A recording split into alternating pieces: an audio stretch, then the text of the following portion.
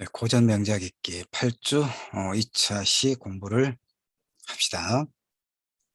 1차 시에는 동아시아 인문학의 원천이 되는 공자와 맹자의 철학 사상 중에서 중요한 것들만 살펴보았습니다. 그 까닭은 여러 번 설명했다시피 2차 시에서 맹자의 성선설과 순자의 성악설, 인간 본성에 관한 이 두 철학 사상을 공부하기 위한 하나의 기본적인 이해로 1차 시에는 그렇게 마련을 했죠. 이제 자료를 보면서 우리가 피상적으로 알고 있었던 소위 맹자의 성선설, 순자의 성악설의 본래적 의미가 무엇인가를 이제 꼼꼼하게 살펴보지요. 자, 고전명작 읽기 8주 2차 시 공부합니다.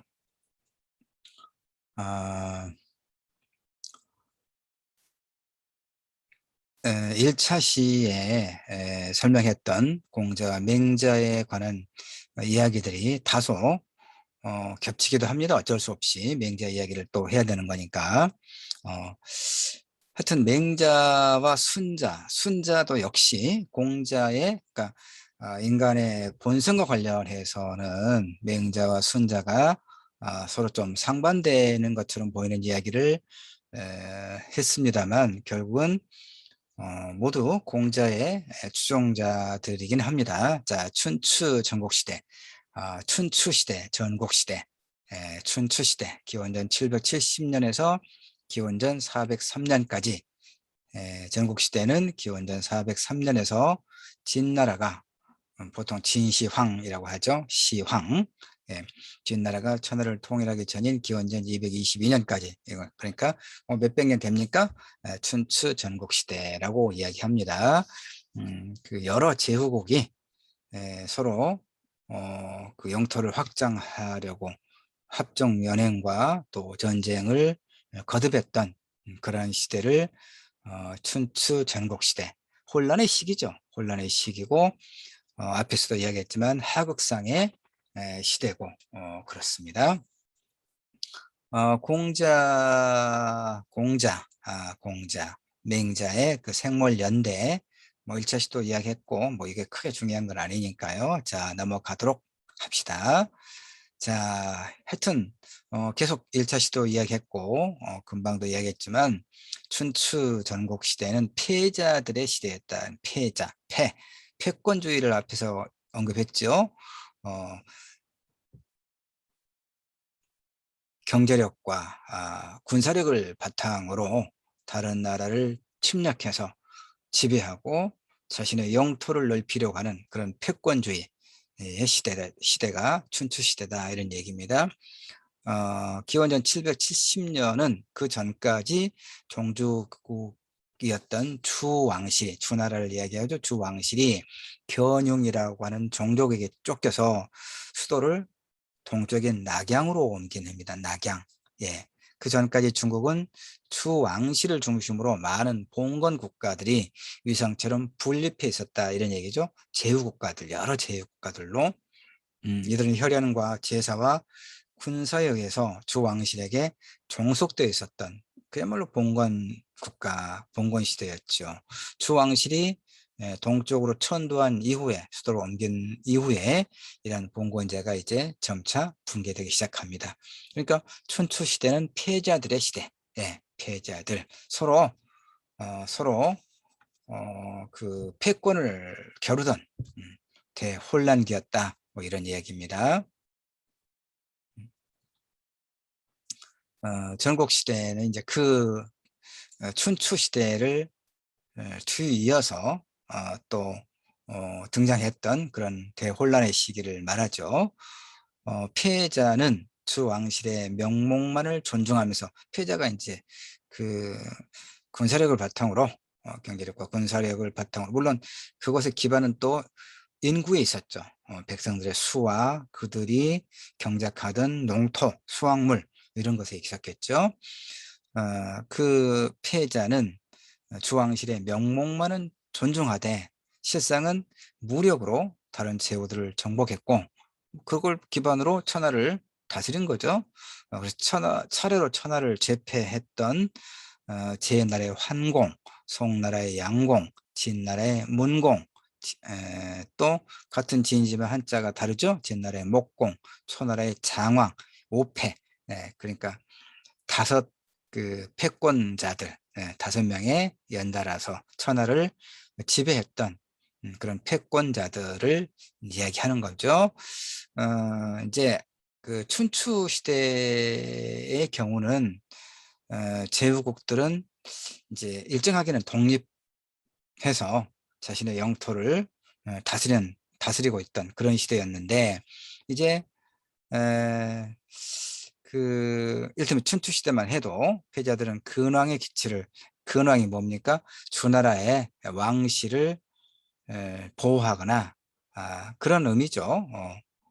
하여튼 주나라의 왕실을 존중하고 따랐다는 얘기입니다. 일단 명분으로라도. 그러나 전국시대에 와서는 그런 명분 자체가 거추장스러워진 거죠. 그래서 전국시대 7왕, 즉 한위 조연 제초 치는 근황의 명분은 이제 거추장스러우니까 벌써 던져버리고 오로지 약육강식의 전쟁에 돌입했던 그런 시대를 이야기합니다. 어,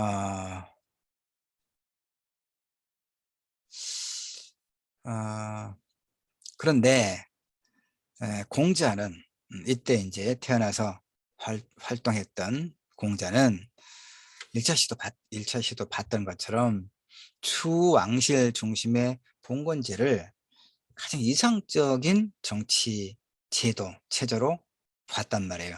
공자를 시조로 하는 육아의 그 관점에서 보면 이런 춘추 전국시대는 인륜이 무너져가는 윤리적 정치적 혼란기였을 뿐이죠. 어, 패권이, 오직 패권, 힘으로 천하를 차지하고 다스리던 그런 시기였으니까 하극상의 시대였고, 그러나 또 이제 객관적으로 이렇게 좀 보면 철기와 우경이 뭡니까? 소를 이제 활용을 해서 농사를 짓다. 그러니까 생산력이 상당히 이렇게 증대가 됐겠죠. 철기 시대, 철기와 우경의 보급으로 인한 생산력의 증대와 함께 그렇게 되면 문화적인 측면에서도 비약적인 발전이 이루어지죠. 그러니까 문화라고 하는 것은 결국은 이런 경제력을 기반으로 하는 것이죠. 문화는 다른 얘기로 하면 하나의 일종의 놀이죠. 놀이는 일단 줄인 배가 어, 일정하게 해결됐을 때 놀이가 이렇게 풍성하게 펼쳐질 수 있는 것이기 때문에 모든 문화는 경제력을 바탕으로 한다라고 또 말할 수 있습니다. 물론 또 이제 문화라고 하는 것은 어떤 그 종족이라든가 집단이든 간에 우호를 따질 수 있는 건 아니고 그 나름의 고유한 어떤 가치와 의의는 있지만, 기본적으로 이 문화의 발전이라고 하는 것은 경제력을 바탕으로 하는 것만은 분명합니다. 그래서 이 전국시대 역시 이제 이 공자를 중심으로 한 그 육아의 관점에서는 그야말로 그 천륜과 인륜이 무너져 내리는 그런 하극상의 시대였지만, 그 철기와 우경의 보고로 인한 그 경제력의 어떤 발전, 그리고 문화의 융성이 이루어지던 시기이기도 했다, 이런 얘기입니다.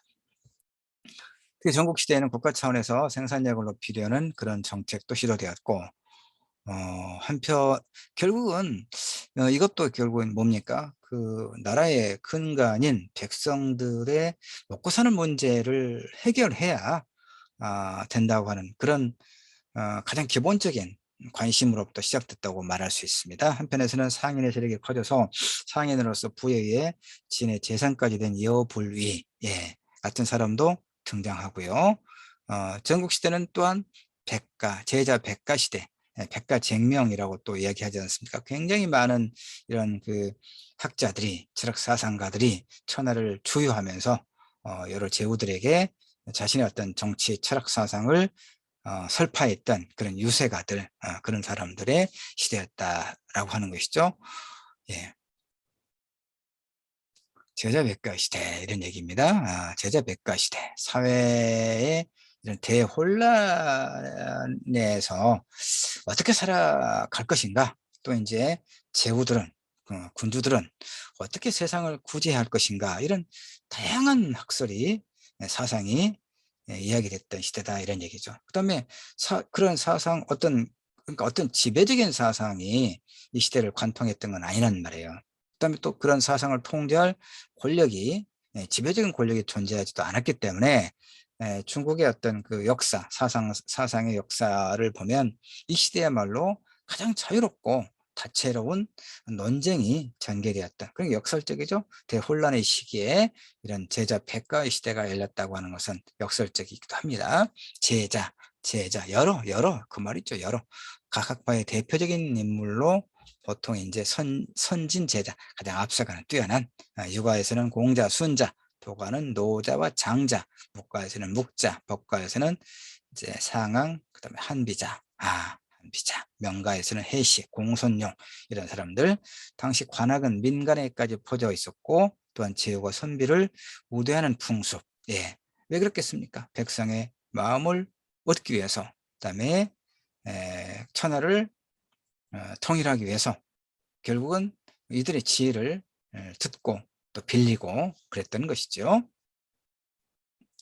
자, 이제 공자를 또 조금 언급을 해야겠어요. 공자는 유정자는 덕이 있어야 한다. 도덕과 예의에 의한 교화가 이상적인 지배 방법이다라고 생각했다 이런 얘기죠.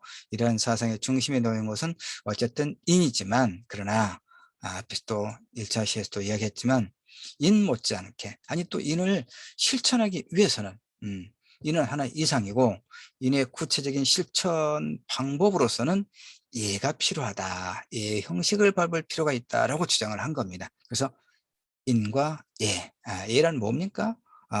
전통적 관습적 형식이고 사회의 규범으로서의 성격을 가지는 것인데, 1차 시대 때 얘기했던 것처럼 이것은 주나라의 전통적인 관습과 제도와 문화를 얘기한다라고 지난 1차 시대 이야기했습니다.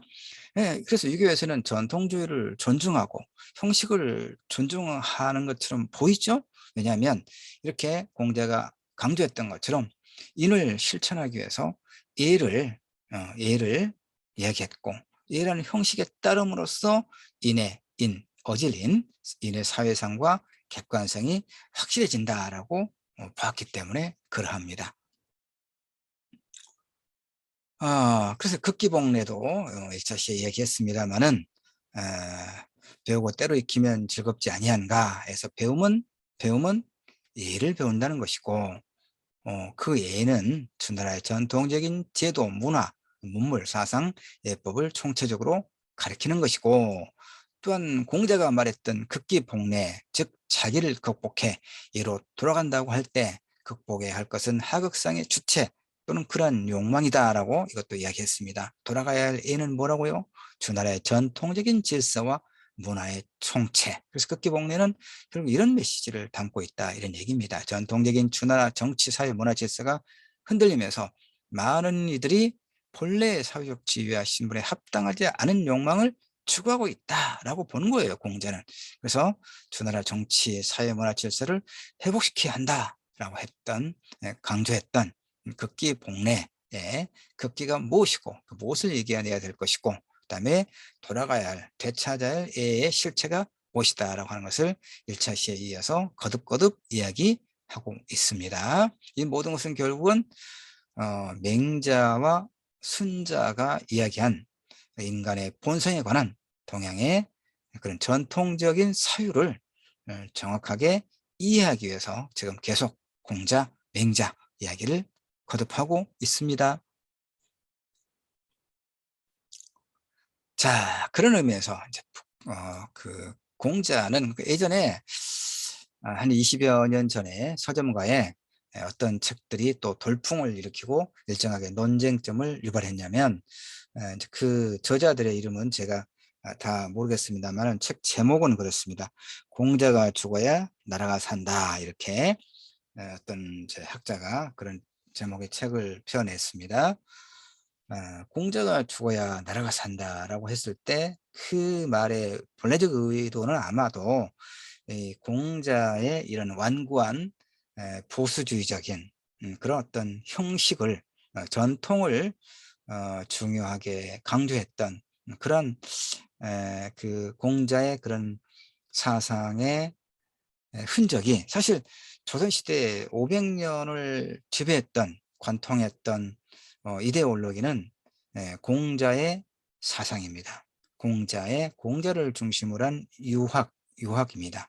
그런데 그 중에서도 공자의 사상, 공자 이후에 여러 학자들이 공자의 말씀을 나름대로 이제 주석을 다는 거죠. 해석을 하는 거예요. 그런데 특히 조선이 신봉했던 유학은 가장 그 공자의 이 철학 사상을 가르침을 그 가장 어떤 근본적으로 그러니까 이거 주자학이거든요. 주희가 주나라의 주희가 공자의 말씀에 주석을 단 소위 주자학, 이걸 성리학이라고도 하고 주자의 해석에 따른다고 해서 주자학이라고도 합니다만은 송시열로 대표되는 조선의 유학자들은 이 그 공명의 사상 중에서 주자가 주석을 단 해석을 한 소위 주자학만을 받아들였어요. 이것이 정통유학이다라고 이야기하고 이 주자의 주석, 해석과는 다른 해석을 하는 경우는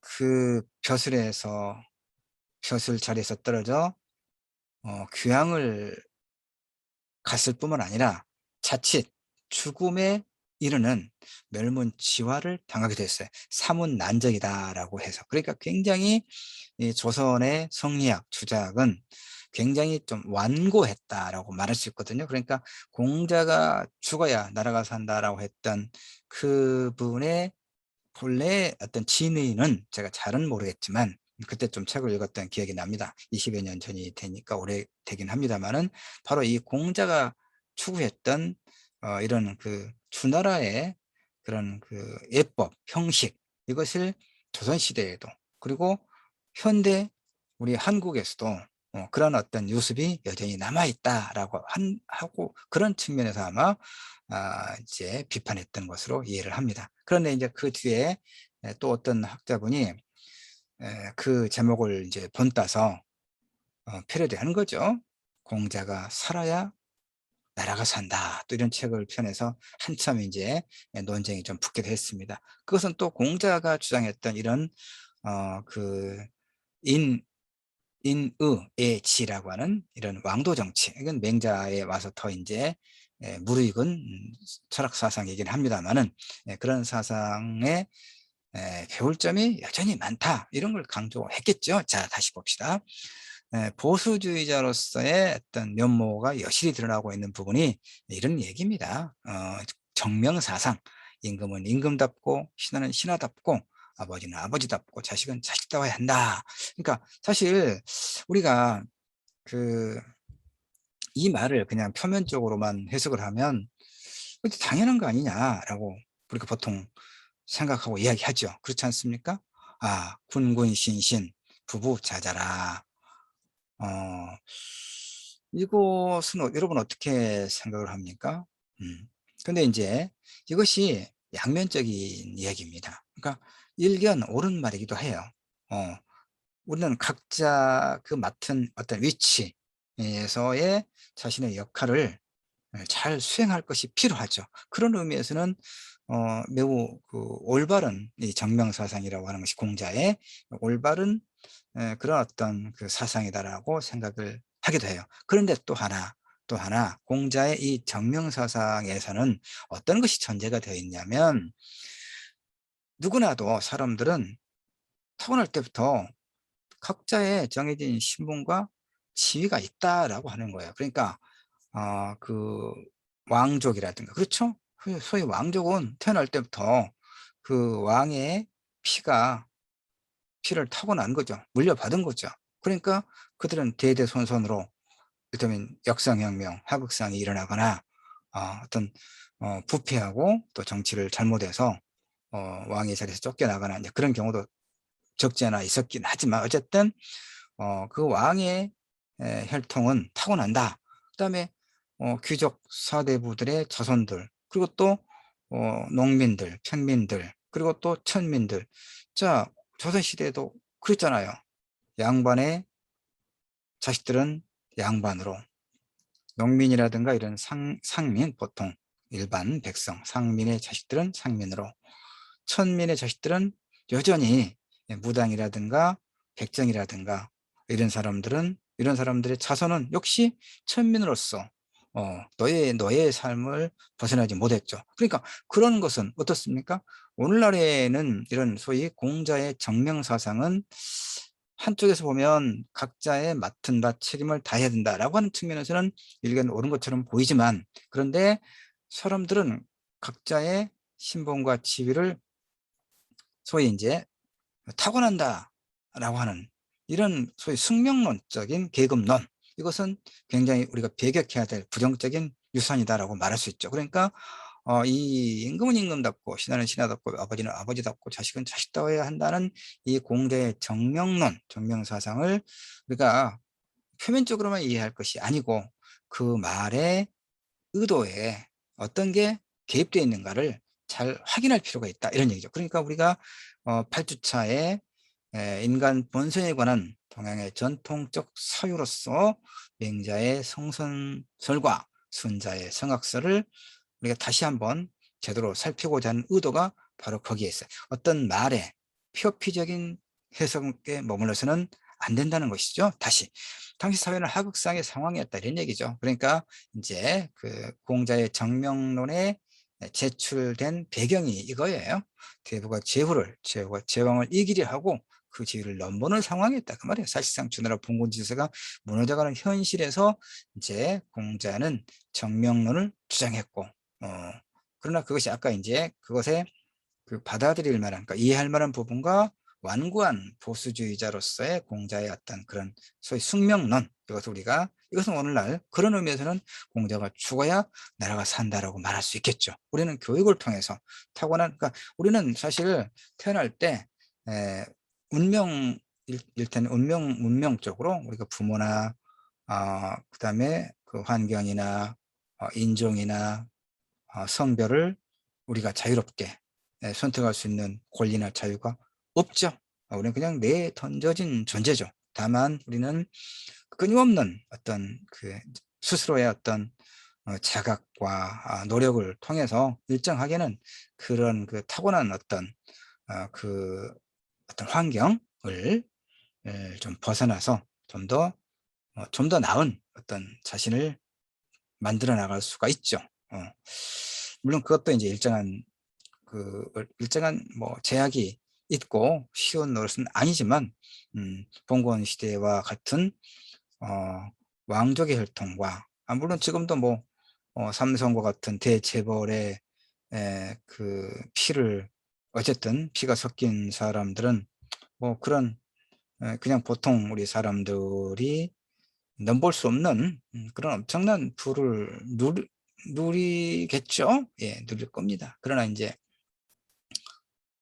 그럼에도 불구하고 우리는 자신이 태어날 때 주어진 그런 운명적인 어떤 조건들을 자신의 끊임없는 어떤 노력을 통해서 일정하게는 어, 나은 방향으로 긍정적인 자아를 만들 수 있는 것만은 또 우리가 부정할 수는 없죠. 그런 의미에서는 이제 이런 봉건 시대의 가치관, 그다음에 그런 어떤 환경적 제약은 일정하게 이 소위 공화국, 민주주의 국가에서는 일정하게 가능하다라고 뭐 이야기할 수 있겠죠. 예. 자, 그래서 이제 맹자는 이제 명모 삼천지교도 그 잘 알려져 있는 이야기고, 그런데 1차 시대 사실이라기보다는 하나의 이제 전해진 그냥 만들어진 이야기일 것이다. 다만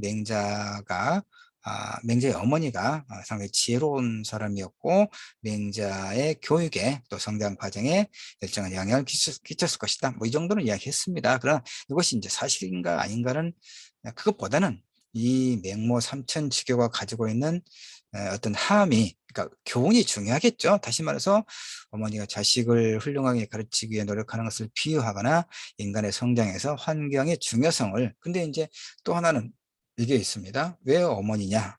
아버지는 그럼 뭐냐? 아버지는 돈만 벌어오는 사람이냐? 어머니는 그럼 돈 벌어오지 않고 전업주부로만 있다는 얘기냐? 그러니까 아버지는 밖에서 돈을 벌어오고 어머니는 집에서 그 아이들의 어떤 교육을 전담하는 이 전통적인 이제 어떤 성역할 고정화, 또 이렇게 또 비판할 법하죠. 오늘날에는.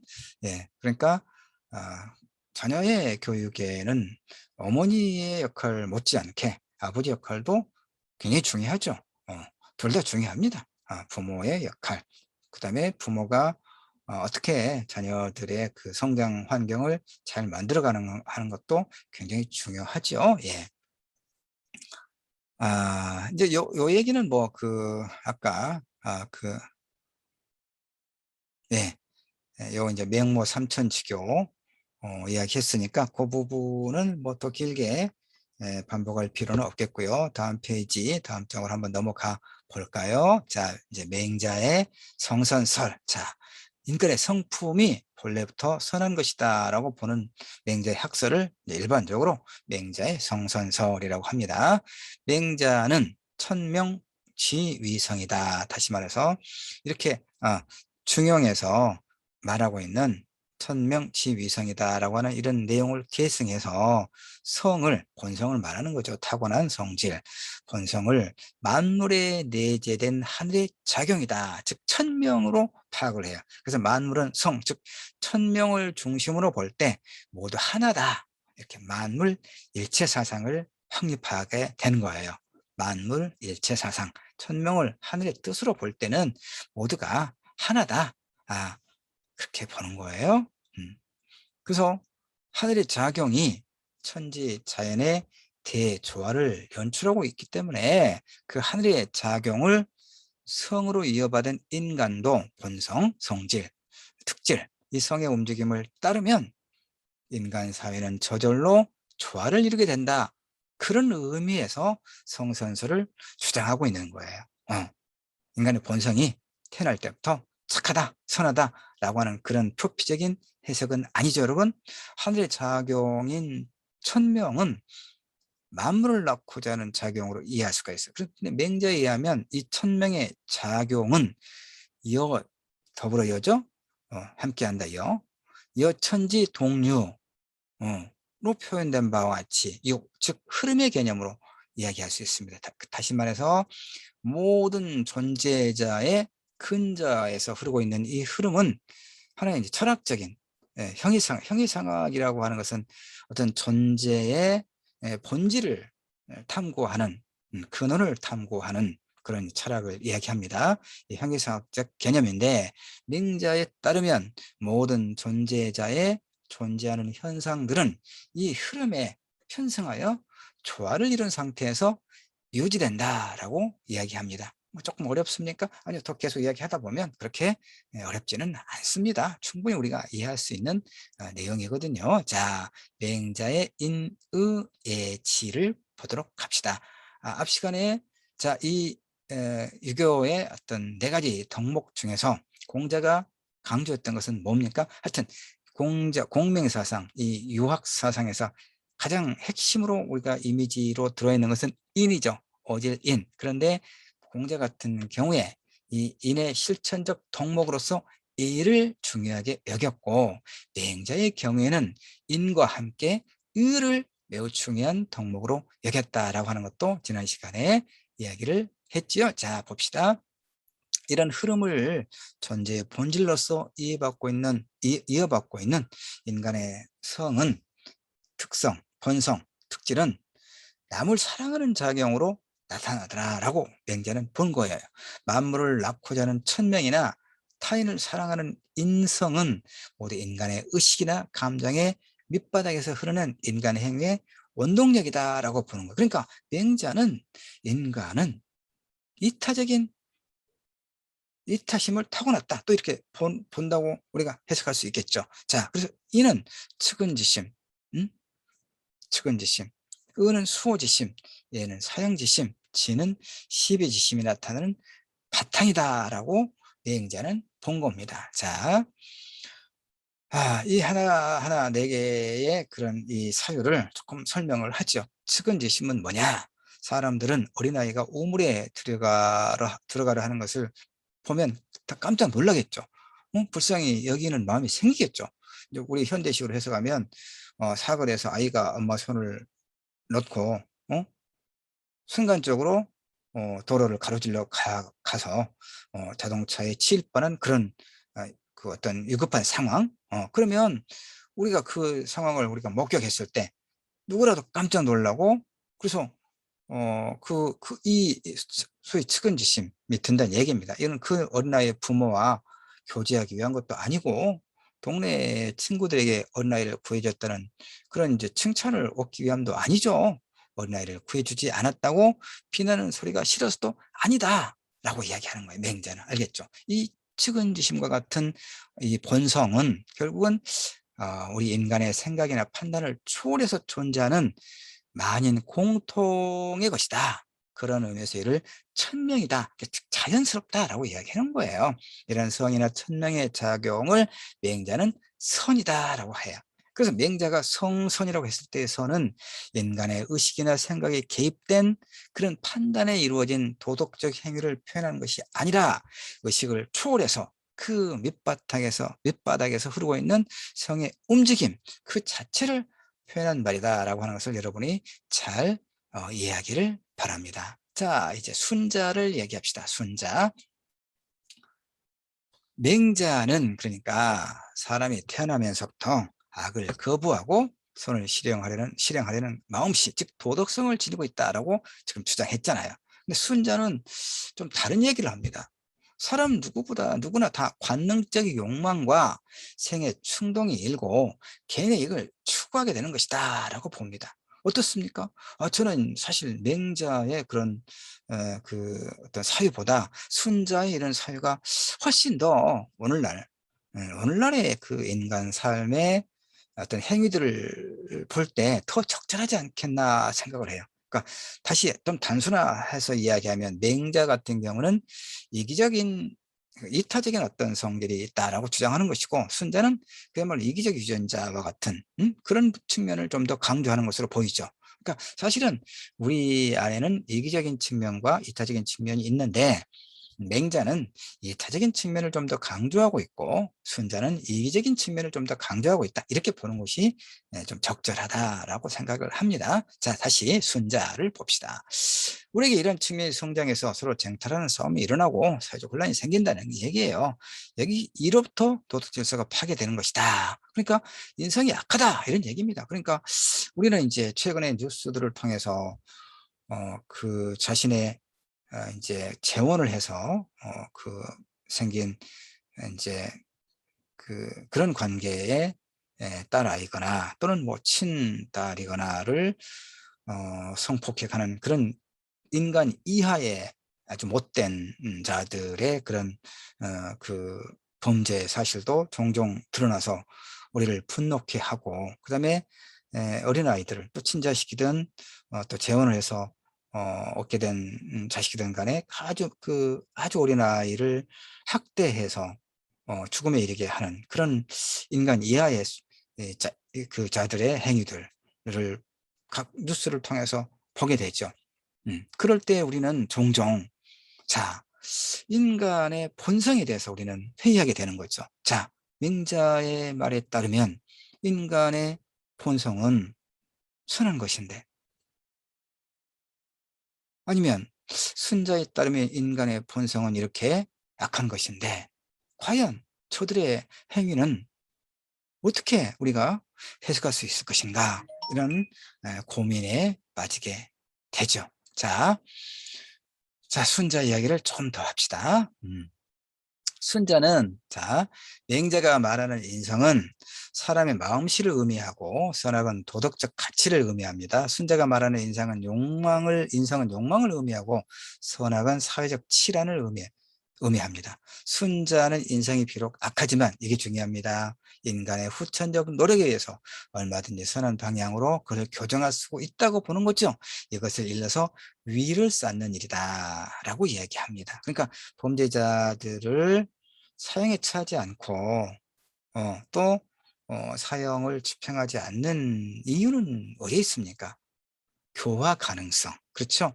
그들이 이를테면 자신의 잘못을 누이친다.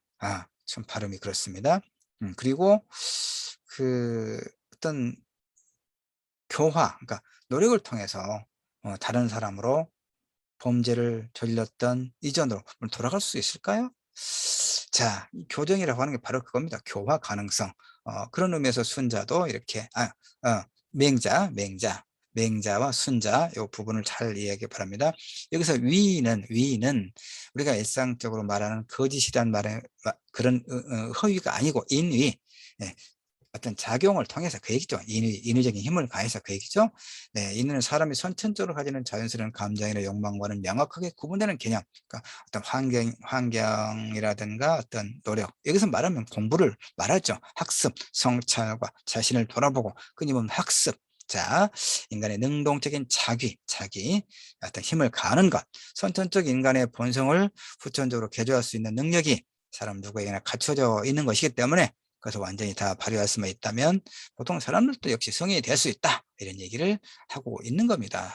자, 결국 남는 것은 순자에게서 중요한 것은 교육의 중요성이죠. 밖으로부터 작용을 가해 인성을 교정하는 작업을 교육이라고 합니다. 순자는 교육의 수단으로 우리 이상적 지도자 선왕이 제정한 예의와 사법을 들고 있다 이런 얘기죠. 그러니까 예의는 바로 우리가 살아가는데 반드시 지켜야 할 최고의 표준이다 이런 얘기입니다. 공자는 인을 강조하고 맹자는 인과 의를 다시 하나 빠뜨렸습니다. 공자는 인과 예의를 강조하고 맹자는 인과 의를 강조했다고 하는 것을 잘 구분해서 기억하기 바랍니다. 이는 모두 인간의 내면으로부터 발하는 요소고 천명의 하늘의 뜻에 통한다 이런 얘기죠. 이에 대해서 순자의 예와 의는 외재적인 규정인 것. 그러니까 공자와 순자.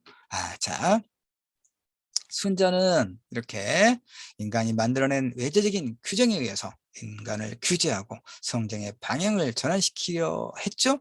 여기서 예와 의는 법률과 근사한 뜻을 가져야 한비자의 법과 이론에 순자가 이렇게 영향을 끼친 겁니다. 육아는 공자를 시절하는 육아는 인간의 도덕적 실천 근거를 하늘에 두고 하늘의 뜻에 따라 행동하지 않으면 안 된다고 보는 거죠. 도가는 모의자연할 것을 주장했죠. 인간의 지혜와 일체의 자비를 물리치고 자연의 질서에 그대로 따를 것을 요구했단 말이에요. 자연의 법칙성을 인정하지만 그러나 그 법칙성을 설명하려고 들지는 않았다는 것이죠. 도가의 경우는. 그런데 순자의 성악설은 다시 이제 봅시다.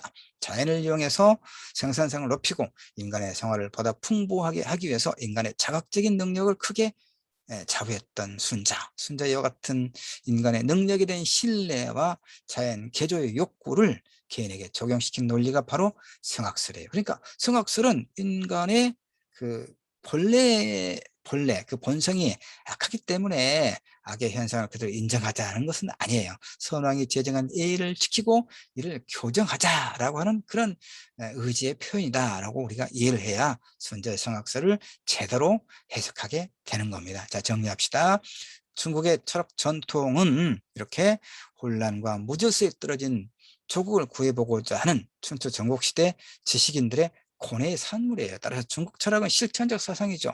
도덕 수양론과 긴밀하게 연결되어 있거든요. 그래서 다른 하나는 중국의 지식인이 지향하는 이상 사회는 고대에 이미 실현되었다는 것을 전제를 해요. 그러니까 그들이 추구한 중국 사회의 이런 그 전통 그 질서 회복이라든가 태평성세 실현은 고대의 3대 치지 하은 추나라 그러니까 전설상의 그런 그 치적을 재현하려는 그런 욕망이었어요. 그냥 유토피아를 항상 미래에 실현돼야 할 것으로 상정하는 서구의 지적 전통과는 좀 상반된다라고 우리가 볼 수 있죠. 다른 한편 1차 시에서 얘기했던 르네상스, 문의 부흥이라고 하는 것이 고대 그리스의 그런 인간 중심의 그런 철학 사상을 근대의 이성적 사유로 되돌리고자 하는 것과 그런 의미라고 했으니까, 또 보면 서구의 어떤 철학 사상이라고 하는 것도, 큰 흐름이라고 하는 것도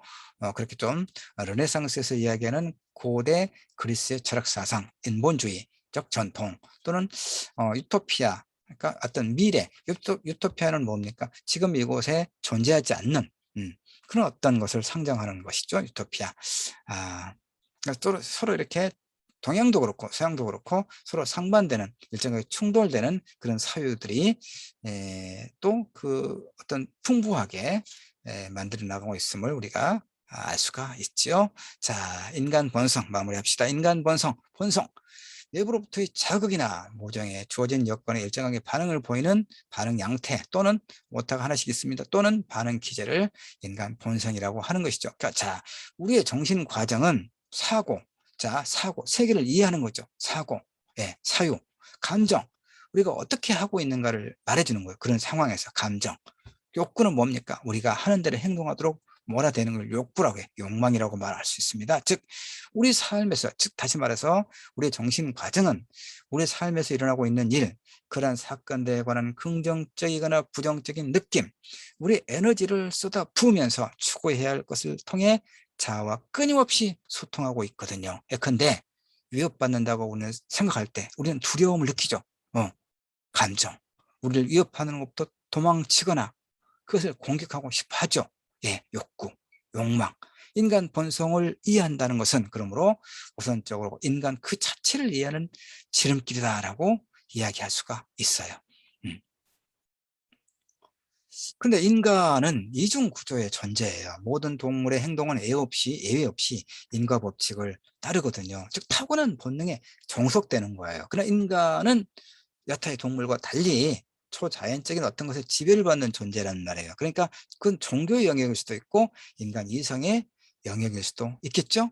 선악의 개념으로 인간의 본성을 논하는 순자 인성론은 이런 자연적 본성에 대한 인간의 욕구가 강렬하다는 것을 말해주고 있거든요. 배고프면 배불리 먹으려 하고, 추우면 따뜻한 곳을 찾고, 피곤하면 휴식을 취하려 하죠. 우리의 눈은 아름다운 걸 좋아하고, 우리의 귀는 듣기 좋은 소리를 좋아하고, 입은 맛있는 걸 좋아하고, 마음은 이로운 걸 좋아하고, 육신은 편안한 것을 좋아하잖아요. 그렇죠? 그 순자의 본성론은 결국 인간의 본성은 악하다고 표피적으로는 그렇게 말하고 있지만, 인간은 악의 본성을 가지고 있다는 것을 주장하고자 하는 게 아니에요. 인간이 자연적 본성에 종속되어서 그것을 방치하면, 내버려 두면 쉽게 악의 결과를 초래할 수 있는데 이게 방점이 찍혀 있다, 이런 얘기죠. 순자인성론은 자연적 본성에 의한 인간의 욕구를 충분히 긍정하고 있다는 점에서 현대사회에서 훨씬 더 아까 얘기했던 것처럼 더 적용 가능성이 높다. 인간의 어떤 행위들을 이해하는 데 있어서 맹자의 성선설보다는 순자의 이 본성론, 성학설이 조금 더 잘 들어맞는 면이 있지 않겠는가. 나는 일단 그렇게 봅니다. 내 해석에 그렇게 여러분이 구애받을 필요는 없습니다. 자, 우리가 사람의 까닭은 어디에 있습니까? 동물과 인간에 있어서 그 차이를 통해서 이제 정리를 하고 우리 수업을 끝내 봅시다. 자, 본능적 욕구, 이성적 사고 행위. 무슨 얘기입니까?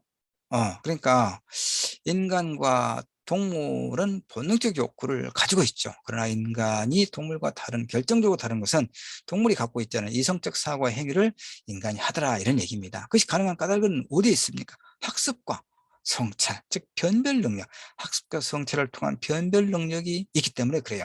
어떤 행위가 옳고 어떤 행위가 그런지의 도덕적 변별 능력은 인간이라면 누구나 선천적으로 가지고 있지 않겠습니까? 아니면 후천적인 환경, 교육의 결과일까요? 자, 아까 불쾌하지만 다시 한번 이야기하면 자신의 친자식을 200번이나 성폭행했던 어린 10대 아이를 이 인간 쓰레기의 행위는 그럼 뭘까요? 어떻게 우리가 해석할 수 있을까요? 선천적으로 타고나는 그런 선한 행위를 그가 타고난 어떤 환경적 요인에 있어서 아주 못되게 발현된 것일까요? 아니면 뭘까요? 예. 딜레마가 있습니다. 맹자에게 선한 행위는 인의 예지의 도덕적 본성을 그대로 따르는 것을 의미합니다. 반면 순자는 자연적 본성에 의한 욕구의 충족이 예에 맞게 이루어지면 그것이 선이고 그렇지 않으면 악이다 이런 얘기입니다. 근데 우리가 의로운 일을 행하는 경우 순자에 따르면 그 행위가 도덕 판단성으로 옳기 때문에 해야만 하는 행위가 된단 말이에요. 반면 맹자에 따르면 가슴속으로부터의 의로움이 불끈 일어나야 하기 때문에 행하지 않을 수 없는 행위가 되겠죠. 그 사람의 인간 본성론은 그러니까 어느 하나가 틀린 것은 아니다라는 결론에 우리는 도달하게 돼요. 그래서 이제 제3의 길, 보통 정치권에서 제3의 길이라는 말을 많이 쓰는데 성무성학설을 간단히 살펴봅시다. 고자라고 하니까 인터넷에서 심영이를 입력을 하면 검색을 하면 심영, 그러니까 인터넷이 인간보다 못합니다. 그래서 고자라니 뭐 이렇게 나와서 씁쓸합니다만은 고자, 본명이 고불인데 고자, 인간의 본성에는 선도 악도 없다 이렇게 이야기합니다. 맹자 순자 잘 들어라. 인간의 본성에는 선도 악도 없다. 그럼 고자는 뭐라고 이야기합니까? 인간의 본성이 선과 불선으로 나누어 있지 않은 것은 마치 물이 동서로 있지 않은 것과 같다고 이야기합니다. 맹자의 제자 공도자가 이 말을 인용해서 성은 선해질 수도 있고 불선해질 수도 있다라고 하는 것은 인간의 본성이 선하지도 악하지도 않다라는 것이거든요. 자, 여러분의 결론은 어떻습니까? 예, 성무선학설.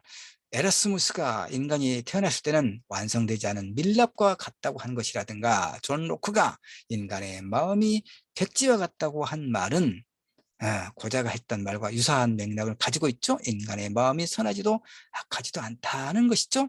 칸트도 도덕상의 선악이 개인의 의지 이외의 어떤 것에 귀속된다는 것을 인정하지 않았거든요. 인성 중에서 선에 대한 능력과 악에 대한 능력이 동시에 있다 이렇게 또 이야기하기도 했습니다. 자, 그래서 존 두이도 인성의 본질에는 선악이 없고 그 환경과의 상호 접촉으로 선해질 수도 악해질 수도 있다 이렇게 이야기합니다. 유교에서는 인간과 인간이 아닌 것을 구별해서 인간만이 가지고 있는 어떤 것을 인간의 본성으로 봤잖아요. 특히 맹자는 인간과 가장 가까운 금수만 또 못하다 이렇게 이야기하죠. 금수와 인간이 다른 점을 찾아내서 그로부터 인간다움을 발견을 했거든요. 그러나 도교에서는 또 인간과 인간 아닌 것의 다른 점으로부터 인간의 본성을 찾으려고 또 하지 않거든요. 자, 그러면 결국은 여러분은 어떤 인간의 본성과 관련해서 어떤 결론에 이르렀습니까? 자, 9주차부터는 이제 바로 그런 측면에서 서구의 여러 철학 사상가들의 텍스트를 중심으로 인간의 본성, 인간이라는 과연 어떤 존재인가를 좀 중심으로 해서 계속적으로 공부를 해 나가라고 합니다. 자, 뭐 50분에서 한 1분 정도 부족합니다만은 이 정도에서 마칠까요? 50분이 다 채워지지 않았다고 학교에서 그 레드카드를 설마 주지는 않겠죠? 그래서 앞에 조금 올라가 볼까요? 그러면 예. 그래서 8주차는 이렇게 인간 본성에 관한 동양의 전통적 사유를 우리가 성선설과 성악설이라고 하는 그 큰 흐름 속에서 우리가 공부를 좀 했습니다. 아무래도 조금 신경이 쓰이니까 한 1분 동안 음악을 조금 들읍시다. 그런데 어떤 것을 내가 지금 그 찾고 있냐면요. 음,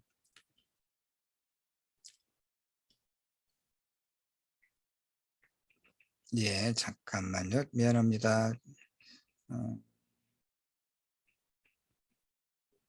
검색을 할 때, 예, 이무진, 예, 이걸 찾고 있었습니다. 이무진이 부른 그 집밥, 집밥, 집밥이라고 하는 노래가 아주 그 썩 좋습니다. 이것을 한 1, 2분만 같이 들어볼까 여러분? 예, 집밥. 여러분은 그러니까 집에서 식사를 합니까? 아무리 비대면이긴 하지만 학교 근처에 에서 생활을 합니까? 예, 이모진이 부르는 집밥 아주 좋아서 가끔 듣습니다. 한 1분만 들읍시다. 예.